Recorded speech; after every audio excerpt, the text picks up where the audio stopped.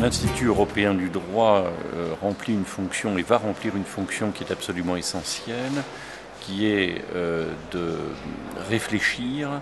à tous les points communs qui existent dans les traditions juridiques nationales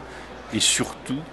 constituer une force de proposition pour l'élaboration d'un droit commun européen. Et c'est une initiative extrêmement importante parce que pour la première fois, l'ensemble de la communauté juridique des États de l'Union européenne va pouvoir travailler ensemble. Il y aura des juges, mais aussi des universitaires, des académiques, il y aura des professionnels du droit,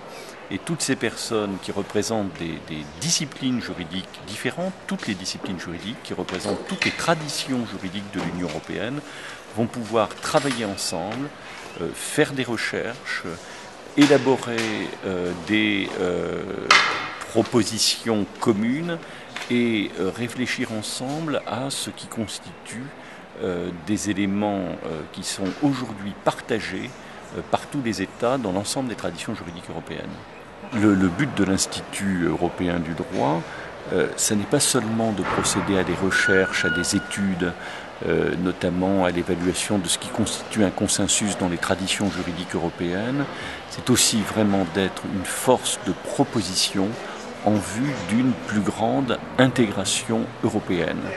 Et de ce point de vue, l'Institut européen du droit, qui représente les traditions juridiques, qui représente les juges, mais aussi la société civile, doit concourir au renforcement de l'intégration européenne à côté des institutions de l'Union. Et ça, c'est une évolution tout à fait fondamentale dans la construction européenne.